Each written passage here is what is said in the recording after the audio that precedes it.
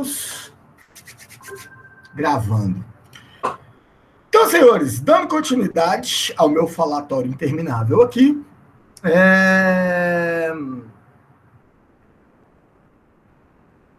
já estou apresentando, né? Deixa eu só ver aqui. Então, gente, depois que a gente viu essa questão aqui da falseabilidade ou da refutabilidade, ou seja, a gente só vai considerar como científicas hipóteses que a gente consiga, que tenha pelo menos um experimento que se comprovado e vai refutar a hipótese. Se a gente não conseguir esse experimento, se a gente não conseguir provar que aquela hipótese é falsa, aí nós aceitamos ela como verdadeira. Então, essa daqui é a figura, big picture, como diz a Marcela, né? The big picture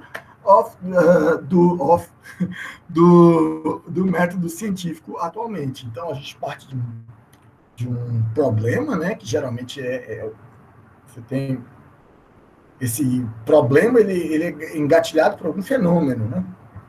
E aí, você está vendo que aí do problema você tem uma ligação direta com a literatura científica. Lembra aí, será que, antes de prosseguir, será que alguém já resolveu esse problema? Aí vem a revisão de literatura. Será que alguém já resolveu esse problema? Será que as resoluções que existem são satisfatórias? Será que a gente já aplicou isso aqui para este problema? Aplicou esse conjunto de técnicas para esse problema? Ok? Então, antes de continuar, literatura científica. Depois vem a observação, coleta de dados, ok? Coleta de dados, análise dos dados, análise descritiva dos dados, análise preditivas. Vou formular hipóteses, e aí, considerando sempre que as hipóteses têm que ter aquela característica que nós acabamos de falar. E é engraçado que, para nós aqui, as hipóteses, elas são um modelo, né? Um modelo de resolução daquele problema. Esse modelo aí pode ser uma equação, pode ser um processo, pode ser um programa, pode ser um modelo de inteligência computacional, entendeu? Pode ser um novo material, pode ser, enfim, uma nova topologia de circuitos, um novo serviço, alguma coisa, mas que resolva aquele problema. Para o nosso contexto aqui, modelagem matemática e computacional, a gente sempre pensa nesse modelo como a hipótese que eu quero testar, ok? Esse modelo é a solução para o meu problema. Eu consigo resolver esse problema utilizando tal modelo? E aí eu vou realizar experimentos em cima para ver se esse modelo realmente resolve de forma satisfatória o meu problema. Vou fazer comparações com outras soluções para ver se esse meu modelo é melhor que outros que já existem na literatura. Aí eu vou olhar. E aí, eu aceito ou eu refuto a minha hipótese, esse meu modelo, com base nos dados que eu tenho? Refuto, volta lá, novas observações, novas análises, novas hipóteses, novos experimentos. Vou rodar isso aí em quantas vezes forem necessários, até que eu tenha um modelo, uma hipótese que responda o meu problema de forma correta. Isso aí é o núcleo, é o coração do método científico. Isso aí é o coração do método científico. Mas olhando para a realidade nossa aqui, brasileira, hoje, você vai ver, brasileira não, do cientista no mundo, isso aí está dentro de uma coisa maior, né? Isso aí é um loop que acontece dentro de uma pesquisa. A pesquisa é um projeto. É muito comum. O conhecimento de gerenciamento de projetos, gente, ele é muito importante dentro do métier científico. Sabe? Tem muitos pesquisadores que são os caras assim bons demais para ele fazer pesquisa, mas se ele tiver que coordenar uma equipe de pesquisadores, de alunos, ele já bate cabeça. Por quê? Porque é um conhecimento besta, assim, abre aspas, um conhecimento de graduação que às vezes o cara de outra área ele não presta muita atenção e ele acaba sendo fundamental para o cientista. Então, a partir do problema, o cientista ele escreve um projeto de pesquisa e ele vai submeter para agências de financiamento ou cadastrar na instituição dele, lembrando que né? Tem as instituições. Aí, depois desse projeto de pesquisa, ele vai rodar todo aquele método científico que a gente falou no slide anterior, toda essa parte aqui. E aí, a partir dos primeiros resultados, a partir dos resultados finais, aí ele vai decidir. Aí liga com aquelas perguntas anteriores. O meu resultado do método científico, ele pode virar uma tese, ele pode virar uma dissertação, ele pode virar um artigo, pode. Ele pode virar uma patente se a minha pesquisa resultou em um novo produto, em um novo processo, em um novo serviço. Sim, eu posso registrar, ou eu posso simplesmente implementar esse produto e serviço e vender no mercado. A gente tem que parar de pensar também que ciência só serve para aquilo que vai lá para a literatura científica. Não, tem muita ciência de bancada que vira ciência aplicada e que vira produto, que vira serviço e assim, não é antiético você ganhar dinheiro com ciência, não. A gente tem que parar de imaginar os cientistas também, que são pessoas que não querem ganhar dinheiro. Não é assim, não, querido. Entendeu? Os cientistas não gostam de ganhar dinheiro também. Não faz mal para ninguém. Pelo menos para mim nunca fez. Então, nem só de artigo científico vive o cientista. É bom lembrar, por exemplo, aquele cientista que eu falei, Níveis Viviani. Níveis Viviani, o forte da pesquisa dele era a pesquisa aplicada. Então, ele não teve uma ou duas pesquisas que viraram empresas. Ele teve, e ainda tem até hoje, uma startup que ganha muito dinheiro. Ele teve inúmeras startups, a maior parte delas foram vendidas para empresas grandes. Entendeu? Então, um cara que conseguiu fazer muita pesquisa de artigo, que a gente chama de pesquisa de bancada, e também muita pesquisa que virou produto, que virou serviço, que virou empresa, entendeu? Isso é ótimo para o pesquisador, isso é ótimo para a universidade, isso é ótimo para o mercado, porque são novos produtos, novos serviços, é ótimo para o consumidor e é ótimo para o país, que movimenta a economia. E deixa particularmente para o Brasil, né, que ele deixa de ser uma economia dependente de matéria-prima, né, uma economia primária. Então, senhores, um outro conceito, antes da gente passar aqui, é o conceito da navalha de Ockham. Quando a gente volta aqui nos experimentos, na formulação de hipóteses, particularmente para nós, que vamos criar muitos modelos, a gente tem sempre que ficar atento aqui com a navalha de Ockham, que ele é o princípio da parcimônia. Se houverem duas explicações plausíveis para o mesmo fenômeno, a mais simples é a preferível. Então, isso vai naqueles princípios científicos que a gente falou lá atrás. Quando eu vou rodar um método científico, se eu vou criar as hipóteses ou os modelos. O modelo mais simples, desde que eles tenham a mesma eficiência, a mesma acurácia, o modelo mais simples ele é preferível ao modelo complexo, ok? É um princípio da economia, ok? Por fim não, ainda tem mais algumas coisinhas. A ciência é um esporte coletivo. Eu volto naquela questão, eu achei um cientista que falou alguma coisa. Gente, esses lobos solitários, eles não fazem muito verão na ciência, não. A ciência, ela se faz em rede. Então, você colabora, os cientistas colaboram durante a produção do conhecimento e também depois na avaliação e na revisão do conhecimento. Então, a revisão por pares é um mecanismo de controle de qualidade da ciência. Por isso que eu falo que a ciência é um esporte coletivo. Então, às vezes, alguns cientistas eles estão propondo um artigo, por exemplo. Então, um cientista ele propõe um artigo, ele submete o artigo para publicação. Esse artigo ele vai ser revisado ou avaliado pelos seus pares, por outros pesquisadores em outros lugares. Ao mesmo tempo, esse pesquisador que submeteu aquele artigo, ele vai ser revisor de algum trabalho desses outros pesquisadores, ele pode ser revisor de trabalhos desses outros pesquisadores que já atuaram como revisores do trabalho dele. Isso já me aconteceu. Já caiu no meu colo uma vez, na revisão de um...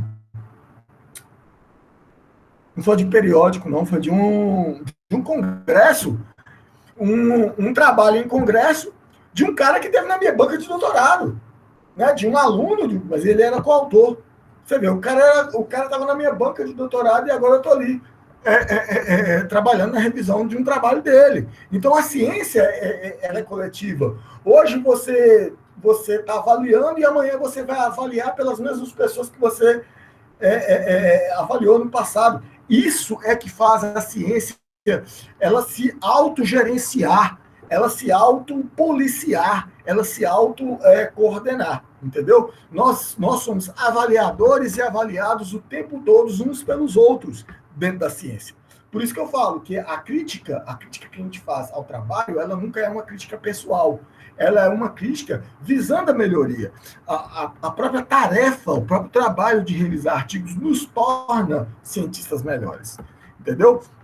E aí, sempre pensar que além desse trabalho que é coletivo de se fazer pesquisa, existem os coletivos científicos, que são os laboratórios de pesquisa, grupos de pesquisa, comitês científicos, sociedades científicas, tem órgãos estatais científicos, né? E aí, esses órgãos colegiados, eles são os responsáveis por, quando necessário, estabelecer aquilo que é a melhor prática científica ou consenso científico, qualquer prática recomendada, né? E aí, só para citar alguns aqui no Brasil, por exemplo, alguns órgãos brasileiros, principalmente a Sociedade Brasileira de Computação, da qual eu sou membro, que é uma grande sociedade de cientistas da computação, que tem debates muito importantes do segmento. Tem a Sociedade Brasileira para o Progresso da Ciência, que é de todas as áreas, ela debate a ciência brasileira, luta pela ciência brasileira. E aí nós temos outras, até empresas, por exemplo, a Embrap. Todo mundo fala muito da Embrapa, né, que é a Empresa Brasileira de Agropecuária. A Embrap é a Empresa Brasileira de Pesquisa e Inovação Industrial, que trabalha mais na área de patentes, de tecnologia e por aí vai. Nós temos o INPE, que é governamental, mas que é uma agência que contribui muito com o desenvolvimento brasileiro. Nós temos o INPI, né? O outro é o INPE. Esse aqui é o INPI, que é o Instituto Nacional de Propriedade Intelectual, trabalha com patentes, com registro de propriedade intelectual. E a gente tem as duas maiores organizações da área de exatas do mundo, que é o I3E, né? É o Instituto de Engenheiros, blá, blá, blá, blá, blá, esqueci a sigla aqui agora, e a ACM, que é a Association for Computing Machinery, de toda a indústria e a academia da computação. Então, essas são as duas maiores, os dois maiores, digamos assim, as duas maiores sociedades científicas, e elas congregam não só a academia, como também a indústria, e todos os congressos que essas duas sociedades produzem aí, inclusive a SBC, essas três, né?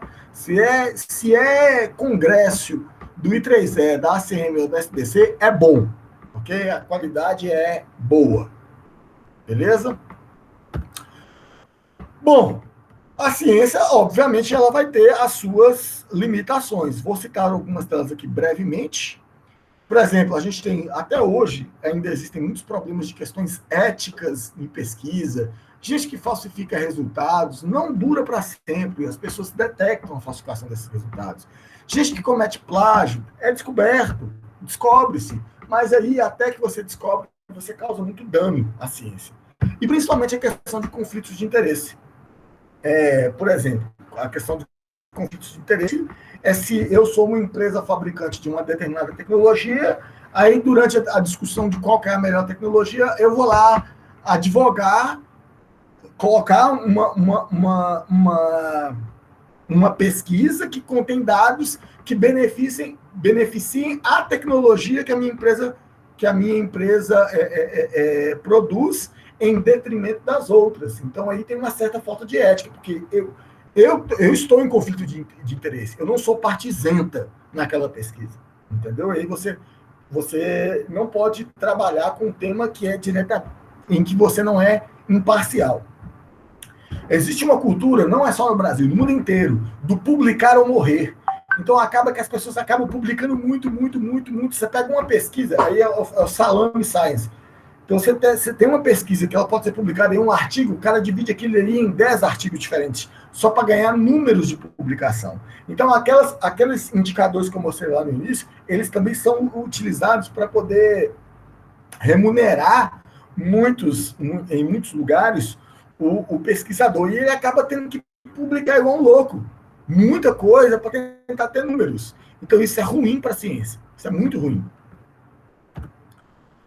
Por fim, a ciência já depende muito de interesses político-econômicos. É um saco. A ciência brasileira depende de financiamento do governo. Infelizmente, o financiamento privado para pesquisa hoje no Brasil ele é muito baixo, diferente dos Estados Unidos, que as empresas e pessoas físicas elas tiram dinheiro do bolso e financiam pesquisa nas universidades. Seria ótimo se isso acontecesse no Brasil. Uma pena que não acontece. Ok? Então, a dependência do Brasil com a política de um momento é muito complicada, porque aí políticos eles são muito imediatistas, eles são muito pragmáticos, né? E às vezes eles só querem investir em pesquisa que dá retorno imediato. Não é assim que se faz pesquisa. Às vezes tem teorias ou tecnologias que a gente cria hoje e que elas vão ser essenciais para a tecnologia que revoluciona o mundo daqui a 50 anos. Então, se você pensar só de forma imediatista e de forma pragmática, a ciência ela não avança, entendeu? A ciência ela precisa se libertar do imediatismo e do pragmatismo. Por outro lado, quando acontece uma emergência mundial, por exemplo, uma crise da Covid, e aí uma pandemia mundial, aí a ciência ela tem que ser pragmática e imediata, mas para aquele fim, né? Ela não tem que ser imediatista e pragmática em tudo. Ah, tem um asteroide em rota de colisão com a Terra. Para tudo que você está fazendo, vamos focar neste problema. É ser imediato e pragmático. Mas você fazer isso em tudo não é bom. Por fim, tem a questão da ciência aberta, né? Que aí a ciência é cheia de barreiras financeiras, né? Tanto de financiamento, como eu já falei, quanto para você acessar a última pesquisa mais recente, a top de linha, você tem que pagar e pagar muito caro. Para nós, brasileiros, isso é uma merda, porque a gente tem que pagar em dólar, né? Então, você pega aí um artigo que é $20, só para você ler o artigo, imaginei. Então, isso é uma limitação muito séria. Uma outra questão que não é exatamente uma limitação, mas é que todo mundo tem que saber sobre o conhecimento científico, que é o quanto que a humanidade sabe, o quanto que a ciência sabe do todo. Então, primeiro a gente tem que separar isso em 4 universos.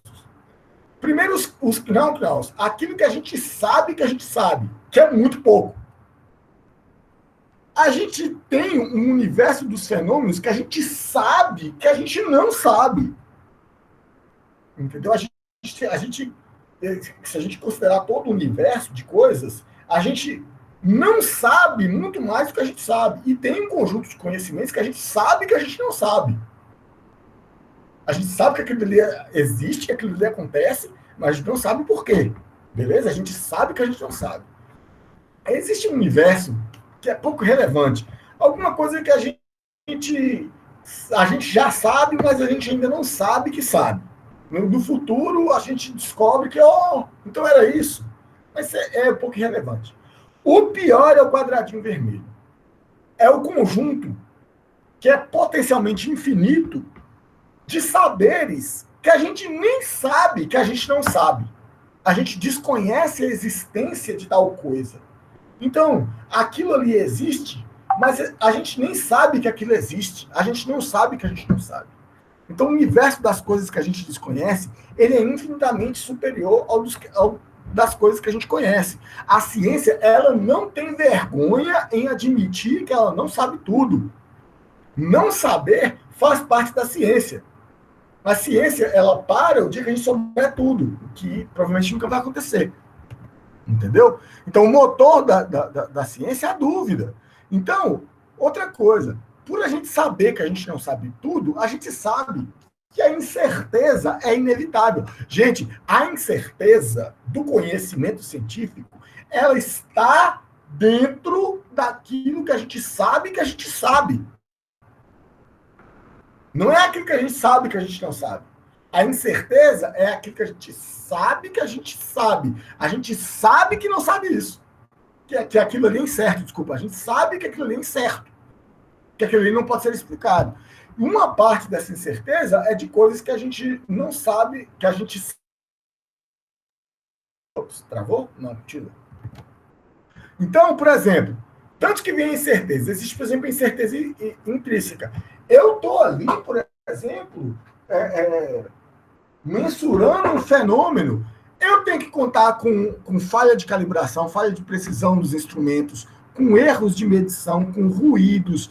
Na hora que eu vou pegar aquele dado ali com uma precisão de 70 casas decimais, que eu gravo no computador, eu perco precisão, entendeu? Aí eu faço depois agrupamentos para achar média, desvio padrão, mínimo, mas tudo isso faz com que eu perca a precisão. Essa é a incerteza empírica.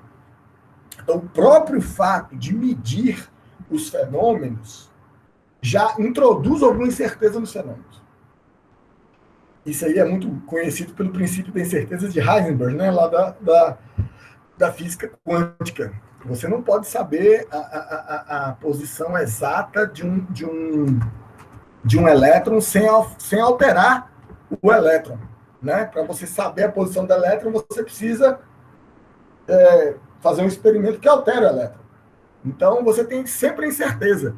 Né? Você nunca pode. Ou você sabe onde que ele está aproximadamente. Eu esqueci a formulação matemática exata aqui. Tem aqui algum livro de mecânica quântica aqui. Mas aí você tem uma incerteza de instrumentação, de medição, que não é todo o negócio, ela é externa. Você põe essa incerteza lá. E tem a incerteza própria dos fenômenos. Tem fenômenos que são simplesmente não determinísticos, eles são aleatórios. Então, aquele negócio ali é incerto. A natureza dele é ser variável, instável, não determinístico.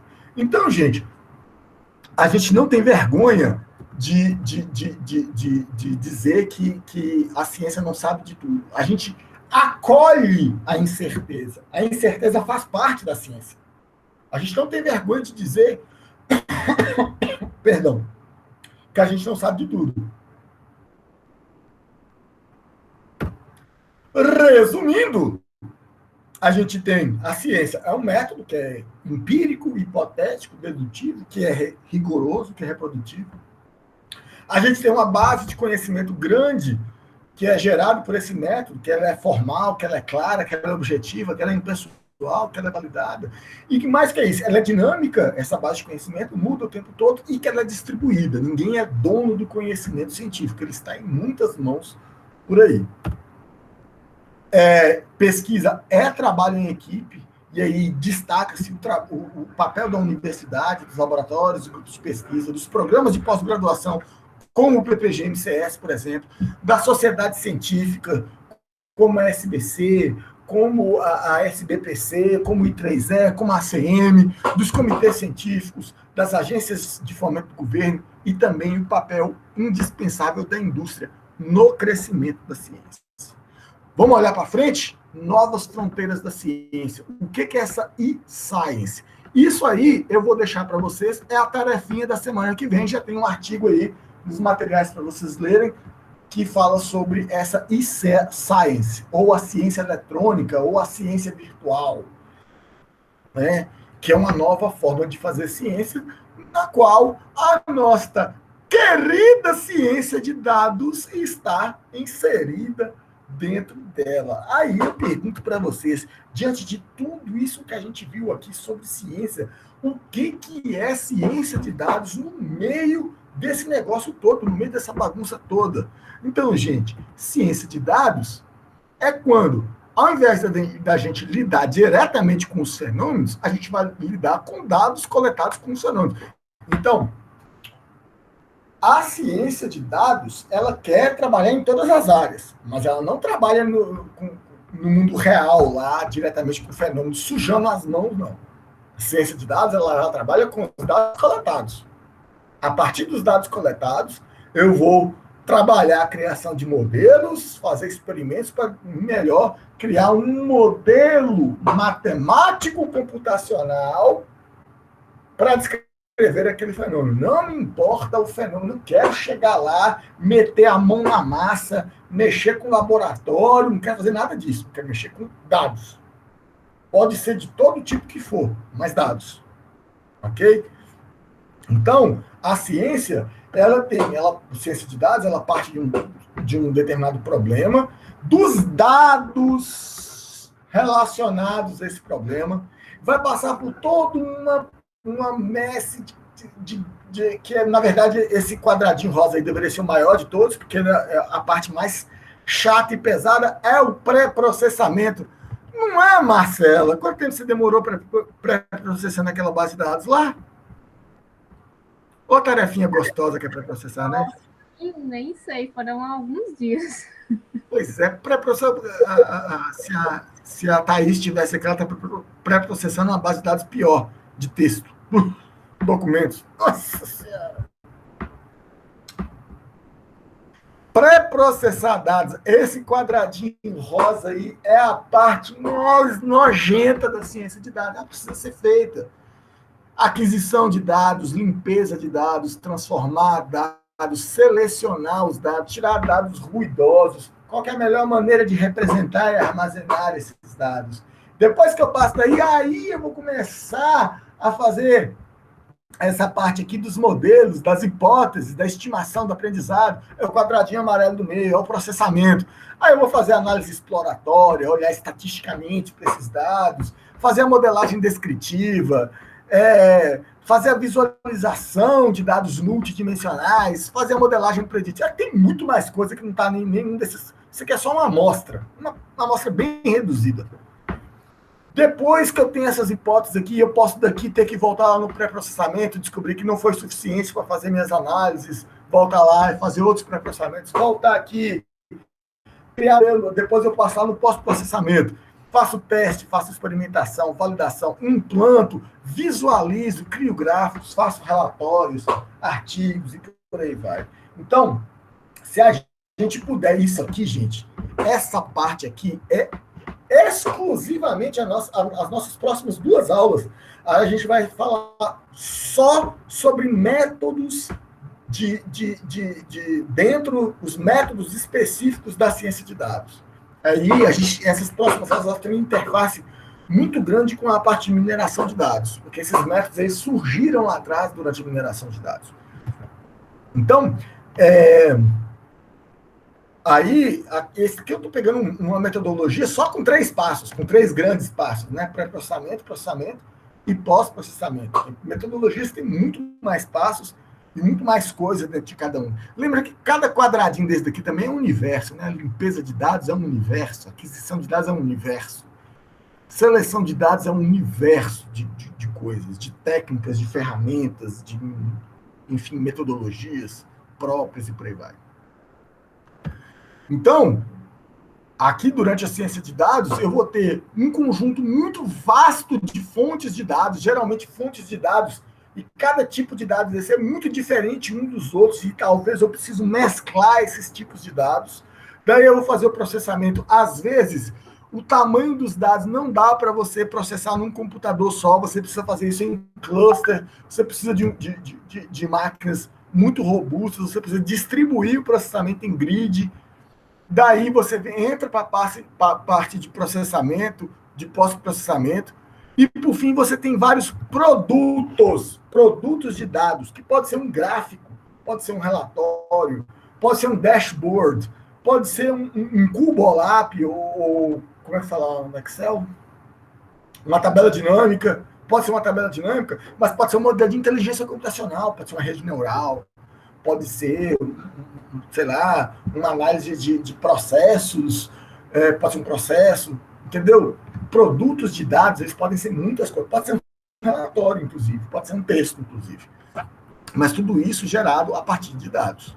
Então, aqui, nós temos que rodar o método científico dentro desse contexto de dados e de tecnologias de transformação de dados, para que aqueles dados possam ser modelados e gerar a solução de um problema, ok? Toda proposta de solução que eu estou fazendo aqui, seja um modelo matemático, seja um gráfico, seja um processo, alguma coisa, ela é uma hipótese de resolução daquele problema. Ok? Eu vou testar várias hipóteses, comparar, ver qual delas é a mais eficiente. Então, dentro da ciência de dados, eu tenho vários tipos de análise, mas essas daqui são as principais análises. A primeira análise que eu vou fazer é a análise descritiva, ou seja, pegar aquele conjunto potencialmente gigante de dados e descrever, sintetizar de forma clara, de forma inequívoca, o que está acontecendo com aqueles dados. Ok? Então, isso aí estatística descritiva é a base, estatística descritiva é a base, mas ela não acaba aí. Tem muitos outros modelos que transcendem a estatística descritiva. Por exemplo, um modelo ótimo para descrever dados são árvores de decisão, que é um modelo da inteligência computacional. Ok? Mas eu tenho análise de clusterização, a questão da geração de processos, né, a partir de dados de log, é uma espécie de análise descritiva.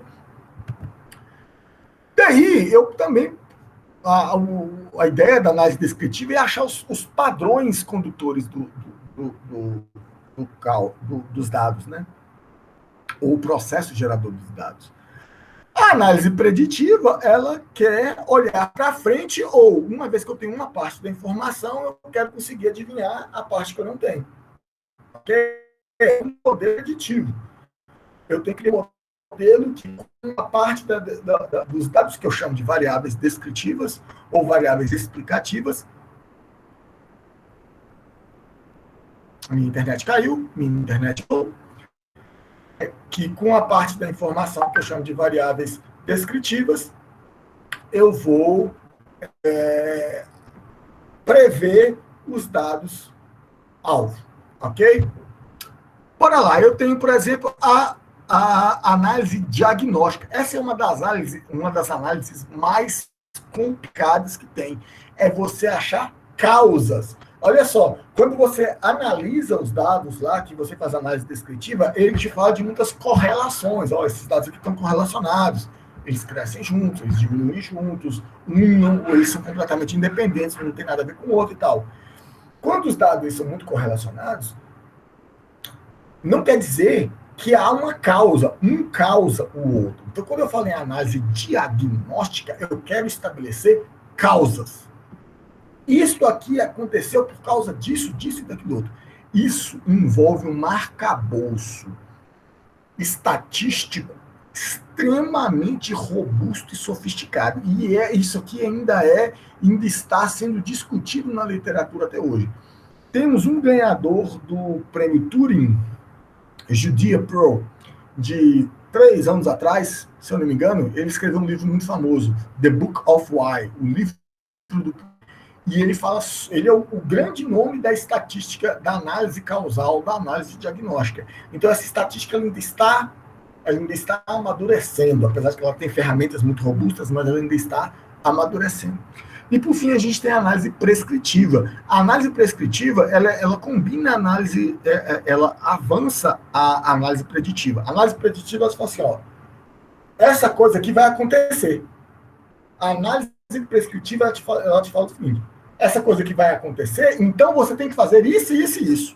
Ela te prescreve ações, ela te prescreve coisas para você fazer. Aí tem mistura otimização, mistura teoria da decisão e por aí vai. Recentemente eu publiquei um trabalho, inclusive sobre a Covid-19, que tem uma análise prescritiva, falando quais seriam as melhores políticas públicas e qual que é o custo de cada uma delas, o que teria que ser feito. Depois eu passo a referência. Por que, senhores? Por que ciência de dados? Acho que essa pergunta é até muito óbvia, mas eu vou tentar responder assim mesmo. A gente precisa de ciência de dados, meu amigo, que, como diz o nosso amigo Edward Deming, a gente confia em Deus. O resto tem que trazer dados. O resto, meu amigo, você não tem dados, então você não tem nada. Ok? Opinião, nada. Ah, eu acho, nada. Você tem dados? Você não tem dados? Então, é aquele famoso No data, no talk. Entendeu? Qual que é a ideia aqui? A ideia é que a gente está vivendo uma época em que as grandes empresas, e particularmente as startups, se você pegar essas fintechs novas aí, o Nubank, Banco Inter, essas outras aí, todas elas são guiadas por dados. Uma vez eu tenho alguns amigos que trabalham nessas startups, até na Max Milhas, na 123 Milhas, no Nubank, no Banco Inter, nessas coisas todas aí, todas elas têm uma cultura data-driven, guiada por dados. Qualquer decisão que a gente for tomar, você tem que analisar os dados. Qual que é o problema? O contrário da cultura data-driven é aquela cultura do político brasileiro, né? Ele acha, né, vozes da minha cabeça dizem que o certo é fazer isso. Quais os dados que fundamentam as decisões? Então, dentro dessas empresas, a ideia é substituir o feeling do gestor. Né? O cara, eu tenho um feeling que a nova tendência do mercado vai ser tal coisa. Baseado de feeling, baseado em... Sabe? Então, a ideia do data-driven é toda decisão tem que ser fundamentada em dados. Todas as decisões têm que ser fundamentadas em dados, todas elas. E aí, o planejamento, os objetivos, as metas, tudo. E isso acontece porque existe uma datification, ou seja, tudo que a gente está fazendo hoje está sendo coletado. A gente acha que não, mas a gente está aqui utilizando a ferramenta da Google, entendeu? A gente utiliza o WhatsApp, conversa no WhatsApp, a gente utiliza o Facebook, a gente utiliza celulares Android e Apple, e eles estão, sabe, os aplicativos que a gente tem, as coisas que a gente gosta. Então, existe a datification, é a quantidade de dados que é gerado, que é criado a cada instante, que é armazenado, e que as empresas estão comprando esses dados para gerar insights. Entendeu? É o caso da Cambridge Analytica, ele é um caso clássico. É um caso clássico que da empresa que comprou os dados do Facebook e coletou com os outros e vendeu isso para as empresas, vendeu insights, vendeu análise e que guiou inúmeras empresas para fazer uma série de coisas. Entendeu? Então, gente, a ideia aqui é as ideias que estão por... Pode falar, Marcelo? Petrônio, uma dúvida.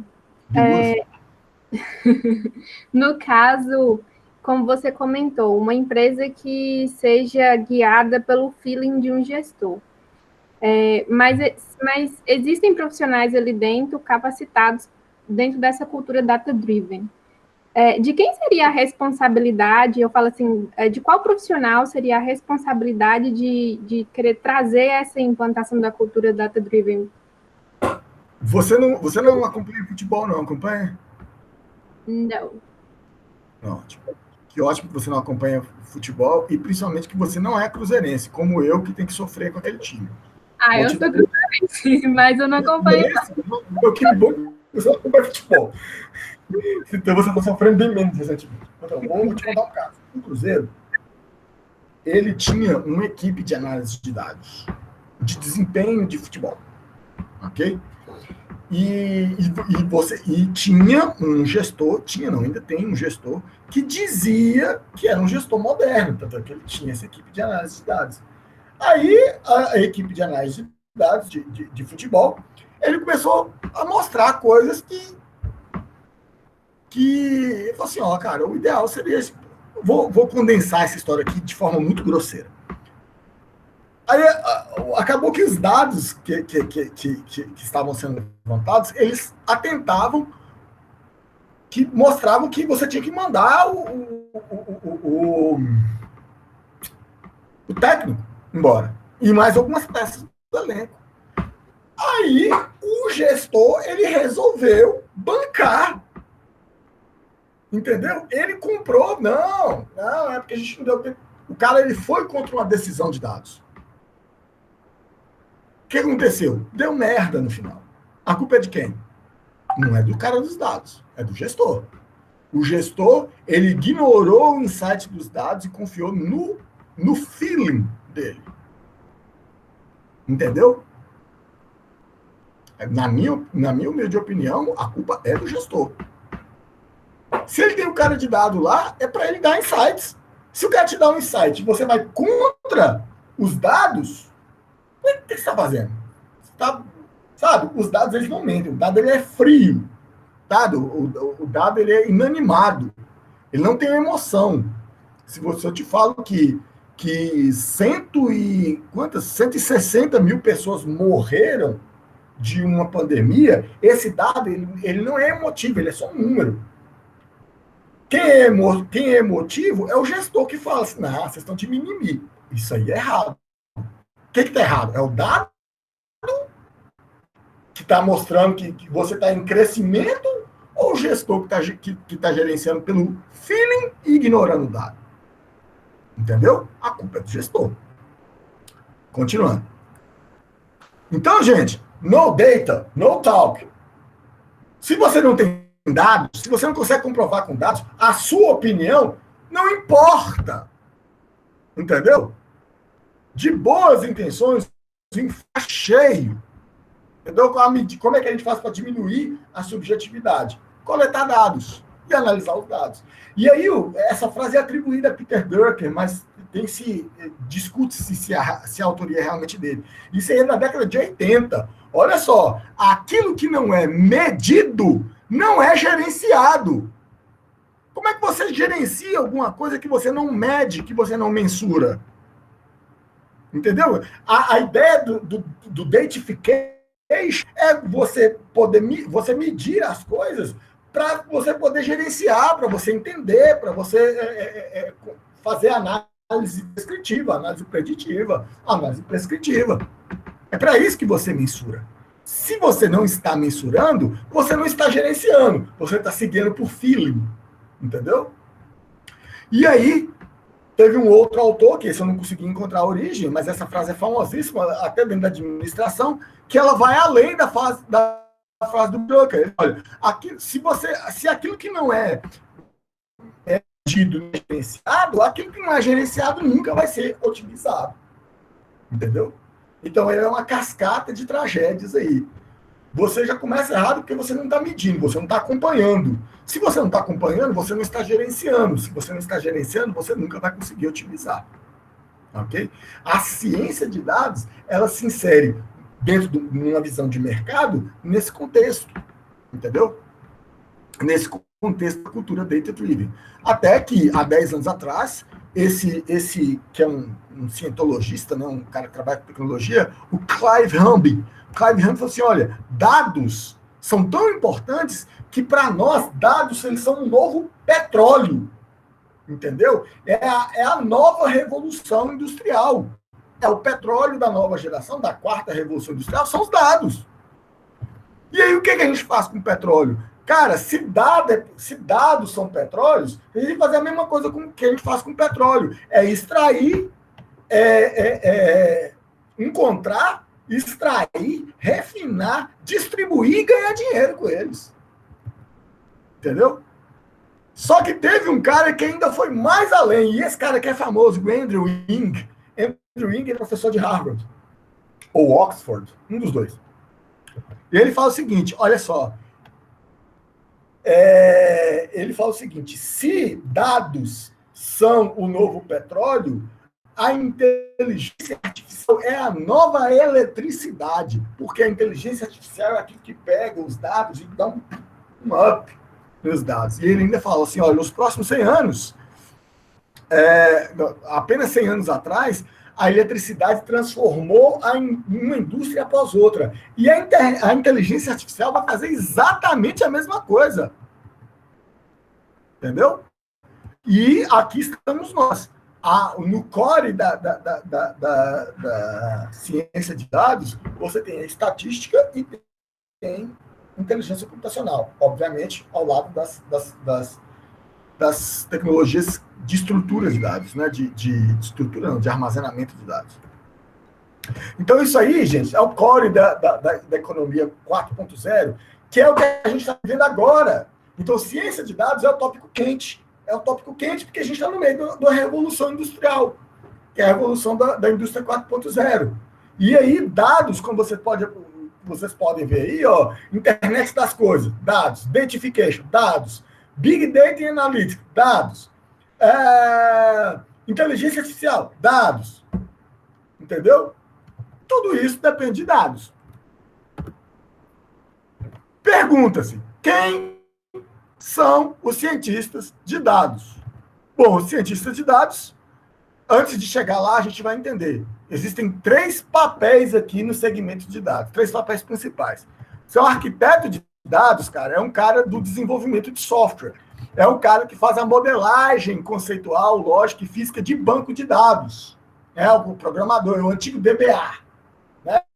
Antigo DBA, o cara que ele desenhava o banco de dados, otimizava o banco de dados, gerenciava o banco de dados, entendeu? É uma coisa ali muito próxima da indústria de desenvolvimento de software. Existe um cara acima dele, que é o engenheiro de dados. Engenheiro de dados, cara. Então, por que é a diferença aí? Porque o cara do programador, você tem um sistema, você tem uma empresa grande, por exemplo. Você tem uma empresa grande, geralmente ela não tem um sistema, ela tem vários. Então, ela tem um sistema que faz uma coisa, ela tem um sistema para catraca e de ponto, ela tem um outro sistema e tal. E, de vez em quando, esses sistemas eles fazem integrações. Então, você precisa ter um lugar onde você condense todos esses dados, que você manobra esses dados, que você transforma esses dados para fins de análise, para fins de relatório. Então, esse é o cara, o engenheiro de dados. É um cara que é especialista em armazenamento de dados, em fluxos de dados. A gente está muito acostumado a falar em bancos de dados. Fala em fluxo. Então, um cara que lida com fluxos de dados, por exemplo, logs, que coleta dados nas fontes mais diversas, que transforma esses dados, que armazena da forma otimizada e que encaminha eles para a sua utilização. Por fim, nós temos o cientista de dados que trata os dados já coletados, aí você vê uma diferença para o engenheiro de dados. O engenheiro de dados está com o movimento, com a coleta dos dados, com o armazenamento. O cientista de dados ele já passa com o dado coletado, em tese. Assim, no mundo belo né, das coisas ideais, seria assim. IB, pode fazer pergunta, por favor? Não sei quem é IB. O professor, repete, por favor. Aqui cortou tudo. Desde onde? A diferença deles? A diferença entre o engenheiro de dados e o cientista de dados? Dos 3, no caso. Aqui saiu cortando tudo. Dos 3? Olha só. O arquiteto de dados, ele trabalha no desenvolvimento de sistemas. Durante o desenvolvimento de sistemas, você tem o software, né, a orientação a objetos e tal, e você tem o banco de dados. Então, esse cara aqui, ele já trabalha com a melhor forma a melhor organização do banco de dados. Qual que é a melhor organização dos dados numa perspectiva daquele sistema, de um único sistema. Então, o arquiteto de dados, ele trabalha com desenvolvimento de software, né? E a parte de banco de dados do desenvolvimento de software. O engenheiro de dados já é outra coisa. O engenheiro de dados, ele trabalha com integrações de inúmeros sistemas, com transformações de dados.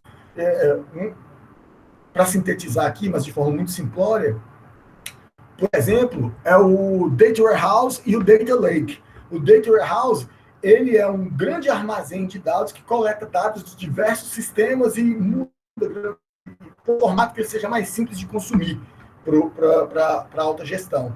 O Data Lake já é outra natureza, consome dados de diversos sistemas e eles ficam lá em formato.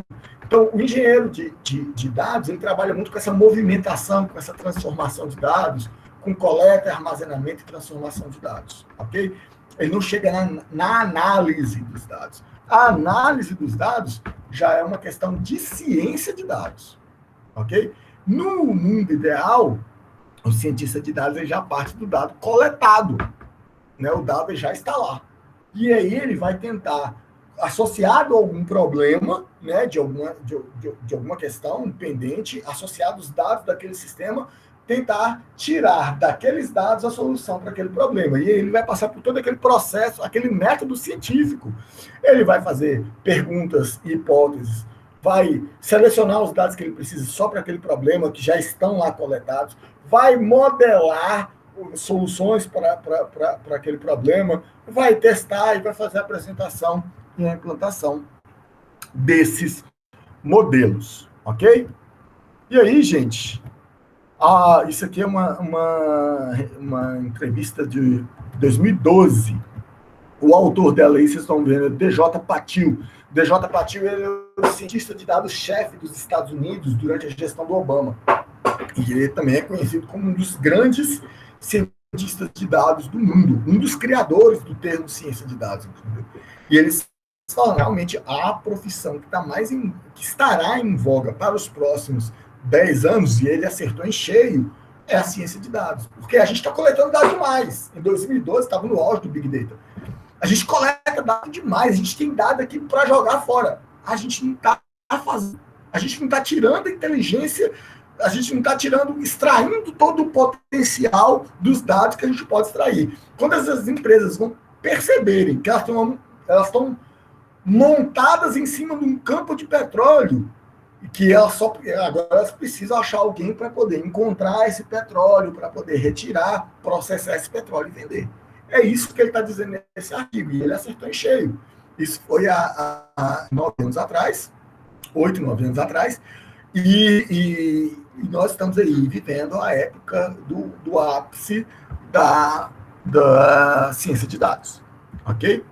Então, a ciência de dados em si, reunindo tudo que eu falei aqui, ela é um campo muito interdisciplinar. Ela pega coisas da matemática, muita álgebra linear, muito cálculo, muita estatística, otimização, a parte de simulação.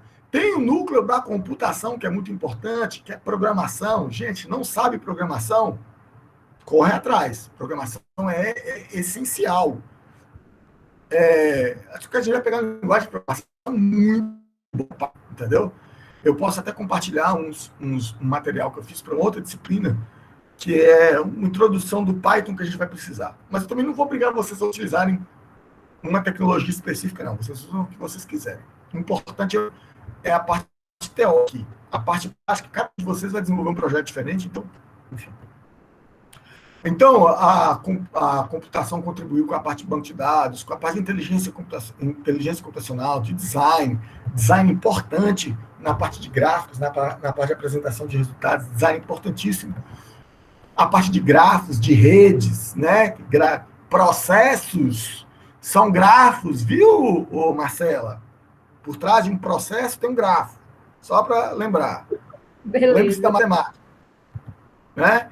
E aí tem a análise de negócio, é muito importante, tem metodologia de pesquisa, tem gestão de projetos, tem muita outra coisa que tá aí, que faz parte da ciência de dados.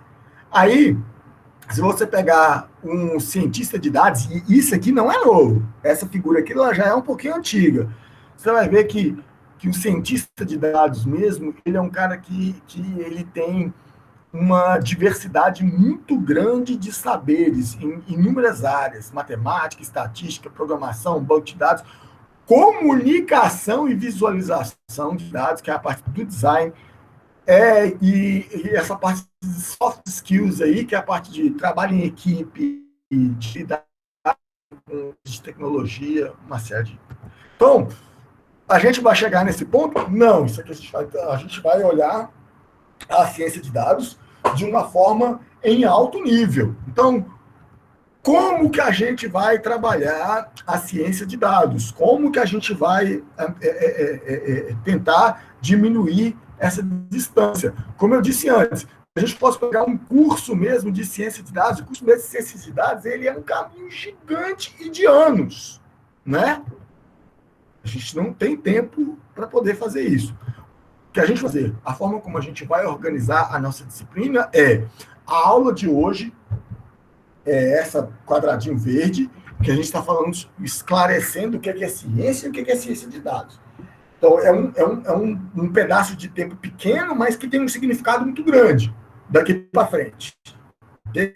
As próximas aulas, duas, a gente vai trabalhar com metodologias de ciência de dados. Vai entender quais são os passos de um projeto de ciência de dados. Ok? Isso também é bastante importante. Depois, e aí a gente vai gastar algumas aulas também para poder fazer isso, a gente vai entender tudo sobre dados. Quais são os tipos de dados, qual é a tiponomia de dados, o que são dados simples, complexos, dimensionalidade, volume, blá, blá, blá, blá, tudo que tem. E transformações de dados, como que a gente representa diversos tipos de dados, a gente vai passar por um bom tempo ficar nesse quadradinho vermelho. Depois, a gente vai estudar de forma superficial, mas a teoria geral com aplicações práticas, os métodos de modelagem. O que é um modelo de regressão? O que é um modelo de redes neurais? Para que ele serve? A gente não vai ficar ensinando redes neurais, tem a disciplina própria para isso. Entendeu? Eu vou assim, olha, isso aqui é um modelo que tem essas características, ele serve para esse tipo de problema. Entendeu? E quais são os modelos que são mais adequados para cada tipo de problema? Quais são os tipos de testes, como que eles estão relacionados? Passando isso, a gente vai chegar na pior parte da disciplina, a parte mais pesada, que é a parte de análise de experimentos. Gente, desenho de experimentos e análise de experimentos é um negócio gigante. Então, a gente não vai fazer, a gente vai pegar a parte de experimentos que nos interessa dentro da ciência de dados, ok? E a gente vai ver quais são as métricas, o que significa cada métrica de avaliação de cada um desses modelos, como que a gente faz experimentos, como que a gente faz teste estatístico em cima desses experimentos. E aí, mais ou menos na metade do tempo da disciplina, daqui a uns 3 meses, lá para maio, mais ou menos, a gente termina a parte teórica da disciplina. Aí, meu amigo, é com vocês. Aí a gente vai se reunir só para trabalhar os projetos de cada um. E cada um de vocês, mas assim, não quer dizer que cada um tem para desenvolver um projeto diferente, não. A gente pode. Algumas pessoas aqui eu vou recomendar que vão trabalhar juntas, ok? Fazer em dupla. Mas todo mundo vai ter que desenvolver o trabalho final, que é uma aplicação de ciência de dados. Então, você já começa a pensar no tema do seu trabalho final, já começa a procurar os dados, já começa a procurar coletar, porque aí no final vocês vão me entregar, vocês vão fazer a apresentação dos resultados, dos modelos que você comparou, dos processos de dados que você fez, e além de fazer a apresentação, você vai ter que me entregar um artigo, um mini artigo, e quem sabe a gente consegue publicar esse artigo aí num evento. As pessoas que não estão assistindo essa aula aqui ao mesmo tempo, né, síncrona, estão pensando, gente, como é que eu vou apresentar esse trabalho? Vocês vão gravar um vídeo, beleza, do trabalho de vocês, e eu vou reproduzir aqui no horário da aula, e a gente vai debater, e vou enviar algumas perguntas para vocês depois. Beleza, pessoal? Deu para entender, assim, a ideia do que é a ciência e a sua filhinha mais novinha de todas, o que é a ciência de dados, é a ciência mais novinha de todas. A caçula da família é a ciência de dados. Entendeu? Então, muitas coisas que a gente vai discutir aqui, elas são incipientes, elas estão ainda se estabilizando. Ainda bem a gente tem a estatística, que é uma ciência super estável e antiga, e a gente tem a inteligência computacional, que é mais antiga, então a gente vai pegar coisas estáveis de cada uma delas, mas tem coisas próprias da metodologias da ciência de dados que tem 5 anos. Nasceram ontem, praticamente. Beleza? Tem um comentário aqui no chat, deixa eu ver o que é. Beleza. Ok? Então, eu já vou encerrando a aula aqui. Peço desculpas porque eu me prolonguei mais do que o necessário, e a gente se encontra na aula que vem de novo. Beleza, pessoal? Até mais para todos.